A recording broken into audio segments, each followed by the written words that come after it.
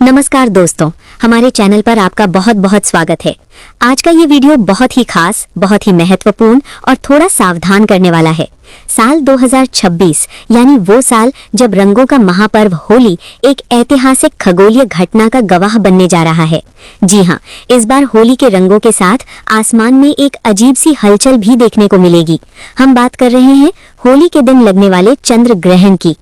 हमारे हिंदू धर्म में होली, दिवाली और रक्षाबंधन जैसे त्योहार बहुत पवित्र माने जाते हैं, लेकिन जब इन त्योहारों पर ग्रहण का साया पड़ जाता है तो खुशी के साथ साथ एक डर और शंका भी मन में बैठ जाती है।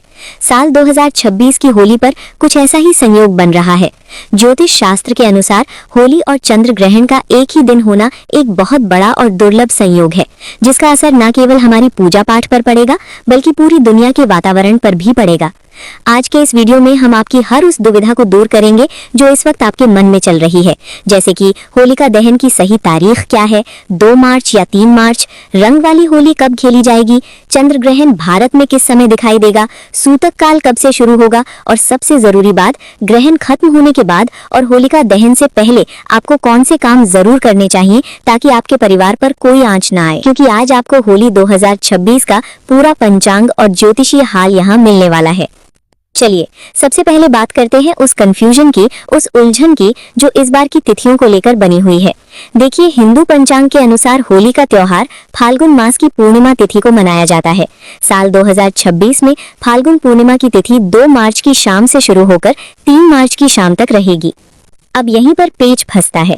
आमतौर पर हम जिस दिन पूर्णिमा की शाम होती है उसी दिन होलिका दहन करते हैं, लेकिन 2026 में 3 मार्च की शाम को यानी पूर्णिमा की शाम को आसमान में चंद्र ग्रहण लगा होगा और हमारे शास्त्रों का ये अटल नियम है कि ग्रहण काल में कोई भी शुभ कार्य, पूजा या अग्नि प्रज्वलित करना सख्त मना है। ग्रहण के समय किया गया होलिका दहन शुभ फल नहीं देता बल्कि दोष पैदा करता है। तो फिर होलिका दहन कब होगा? ज्योतिषियों और पंचांग के जानकारों ने इसका सटीक हल निकाला है। चूंकि 3 मार्च की शाम को ग्रहण है, इसलिए साल 2026 में होलिका दहन 2 मार्च 2026 की रात को किया जाएगा। जी हाँ, तारीख अच्छे से नोट कर लीजिए। होलिका दहन 3 तारीख को नहीं बल्कि 2 मार्च की मध्य रात्रि को होगा। लेकिन रुकिए, 2 मार्च को भी एक बाधा है। 2 मार्च को शाम होते ही भद्रा लग जाएगी और आप तो जानते ही हैं कि भद्रा काल में होलिका दहन करना विनाश काले विपरीत बुद्धि जैसा माना जाता है। भद्रा में किया गया होलिका दहन परिवार, समाज और देश के लिए अशुभ होता है, इसलिए हमें भद्रा के खत्म होने का इंतजार करना पड़ेगा। तो 2026 में होलिका दहन का सबसे शुद्ध और शुभ मुहूर्त जो निकल कर आ रहा है वो है 2 मार्च की देर रात यानी 3 मार्च की शुरुआत होने वाली रात के 12:50 से लेकर रात के 2:02 तक। ये वो समय है जब भद्रा की पूंछ होगी या भद्रा समाप्त हो चुकी होगी। ये लगभग 1 घंटा 12 मिनट का समय आपको मिलेगा जब आप पूरी श्रद्धा और विधि विधान से होलिका दहन कर सकते हैं। इस समय अग्नि प्रज्वलित करना आपके घर से नकारात्मकता को जलाकर राख कर देगा। दोस्तों, अभी आगे हम आपको बताएंगे कि इस बार रंग वाली होली किस दिन खेली जाएगी, सूतक काल का सही समय क्या है और ग्रहण के दौरान गर्भवती महिलाओं को क्या सावधानी रखनी है। ये जानकारी बहुत ही सूक्ष्म और महत्वपूर्ण है, लेकिन उससे पहले एक छोटी सी विनती है। हम आपके लिए इतनी मेहनत से शास्त्रों का अध्ययन करके ये सटीक जानकारी लेकर आते हैं। अगर आपको हमारा काम पसंद आ रहा है और आप चाहते हैं कि भविष्य में भी हम ऐसे ही ज्ञानवर्धक वीडियो लाते रहें, तो वीडियो के नीचे जो लाल रंग का सब्सक्राइब बटन है उसे अभी दबा दें और हाँ, पास में जो घंटी है उसे भी बजा दें ताकि हमारा अगला वीडियो सबसे पहले आप तक पहुंचे।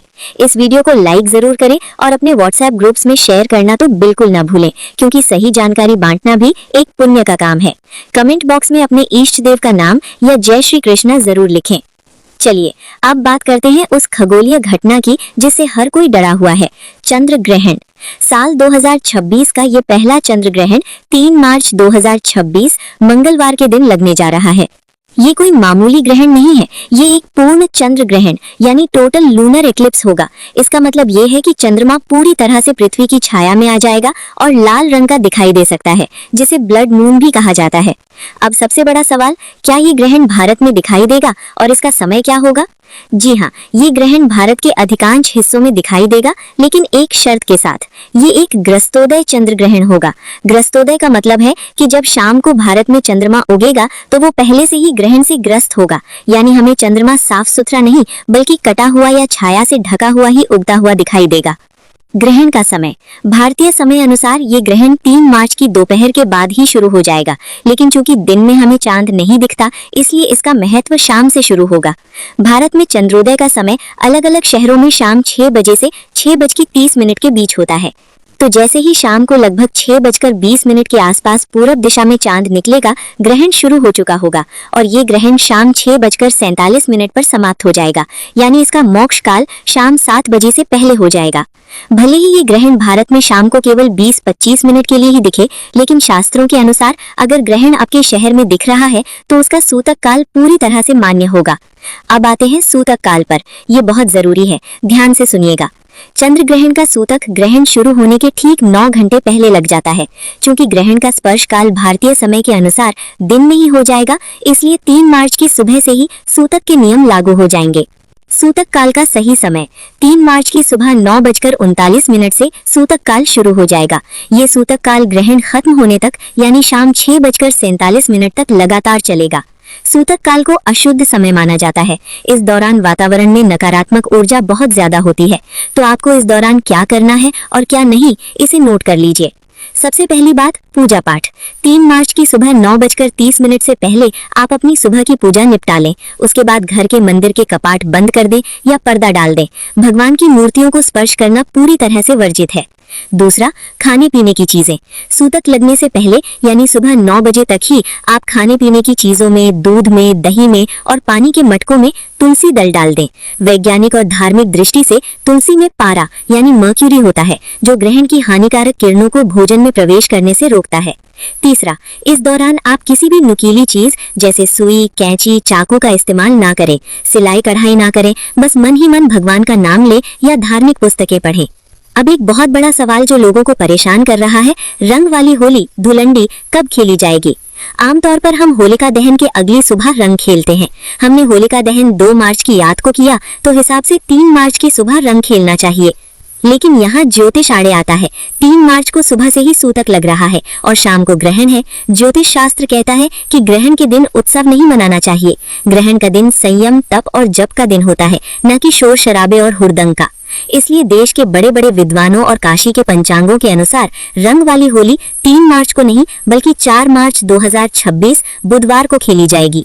4 मार्च को ग्रहण का कोई साया नहीं होगा।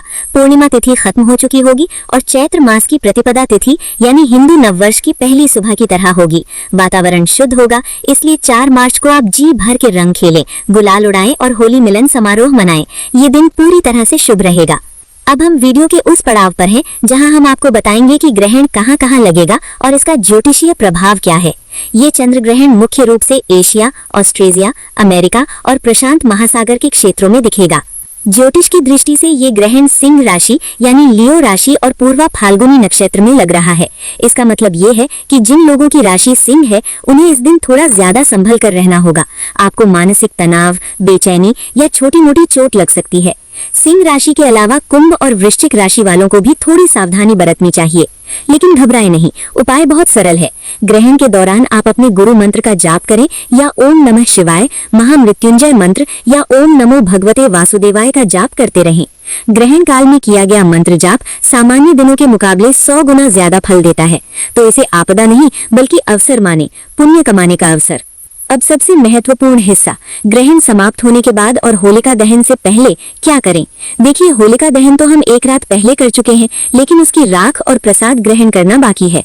3 मार्च की शाम को जैसे ही 6:47 पर ग्रहण खत्म हो, आपको कुछ नियम तुरंत मानने चाहिए। स्नान और शुद्धि। सबसे पहले घर के सभी सदस्य, खासकर जिन्होंने व्रत रखा है या पूजा करते हैं, वे स्नान करें। नहाने के पानी में थोड़ा गंगाजल जरूर मिलाएं। पहने हुए कपड़े धो दें।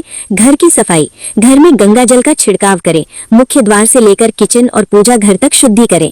दान। ग्रहण के बाद किया गया दान सीधे चंद्रदेव के दोष को शांत करता है।